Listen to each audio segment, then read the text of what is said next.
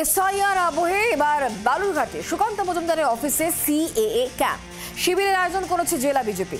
ক্যাম্পের কথা জানিয়ে গত বেশ কয়েকদিন ধরে বিভিন্ন এলাকায় প্রচার করেছে জেলা নেতৃত্ব। আর এরই মধ্যে সিএএ নিয়ে আর এক কেন্দ্রীয় মন্ত্রীর বিরুদ্ধে বিস্ফোরক অভিযোগ এনেছে তৃণমূল কংগ্রেস। যার আজকে 41-42 বছর বয়স, তাদের বাবা মায়ের বার্থ সার্টিফিকেট নিয়ে আসতে হবে।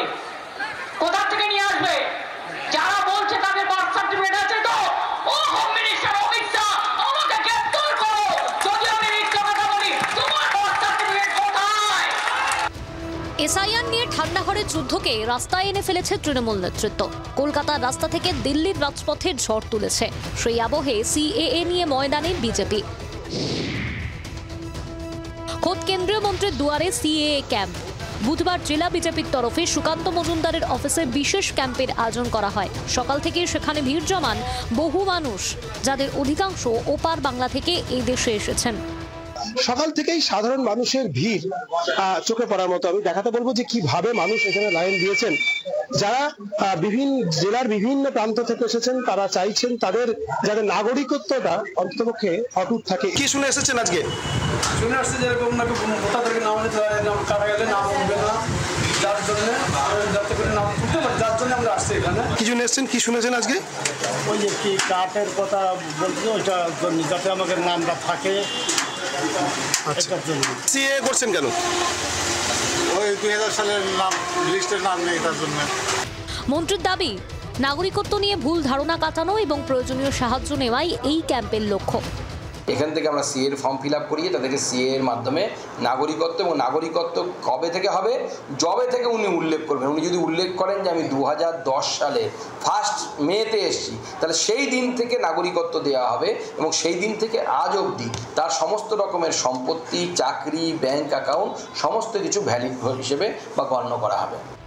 এদিকে এই সিএ ক্যাম্প নিয়ে আরেক কেন্দ্রীয় মন্ত্রীর বিরুদ্ধে ভয়ঙ্কর অভিযোগ তুলল বনগাঁ তৃণমূল নেতৃত্ব।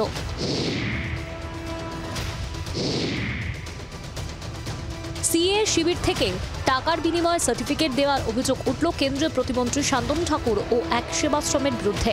এই নিয়ে কেন্দ্রীয় স্বরাষ্ট্র মন্ত্রকের কাছে অভিযোগ পাঠালেন বনগাঁ পুরসভার পুরপ্রধান গোপাল শেঠ। হিন্দু সার্টিফিকেট নামে এখানে গিয়ে সার্টিফিকেট দিচ্ছে, তারা কি জাত কি জানে না, তার সত্ত্বেও দিয়ে দিচ্ছে যে তার বিনিময়ে টাকা নিচ্ছে, তারপরে তার নোটারি করতে টাকা নিচ্ছে, তার বাংলাদেশি কাগজ তৈরি করার জন্য টাকা নিচ্ছে। এরকম করে একটা লোকের 15-20 হাজার টাকা করে নিচ্ছে। অভিযোগ করাটা সহজ, প্রমাণ করাটা অনেক কঠিন। তো অভিযোগ একটা মানুষ রাজনৈতিক ভাবে সে করতেই পারে, সে একটা রাজনৈতিক লোক করতেই পারে, কিন্তু যদি তার সঠিক অভিযোগ তার থাকে, সঠিক তথ্য প্রমাণ থাকে, তা আদালতে যাক, আদালত আছে। এর আগে রানাঘাট উত্তর পূর্বের বিজেপি বিধায়ক অসীম বিশ্বাসের ব্যক্তিগত উদ্যোগে একই রকম ক্যাম্পের আয়োজন করা হয়েছিল। তৃণমূলের বক্তব্য, শাক দিয়ে স্যারের মাছ ঢাকার চেষ্টা করছে বিজেপি। একদিকে এসআইআর উত্তাপ, তার সঙ্গে সিএএ শিবির। 26-এর ভোটের আগে ভোট ব্যাংক ধরে রাখতে দুই ফুলের কেউই জমি ছাড়তে রাজি নয়। ব্যুরো রিপোর্ট, জি 24 ঘন্টা। বাংলার আওয়াজ, বাঙালির আবেগ, জি 24 ঘন্টা।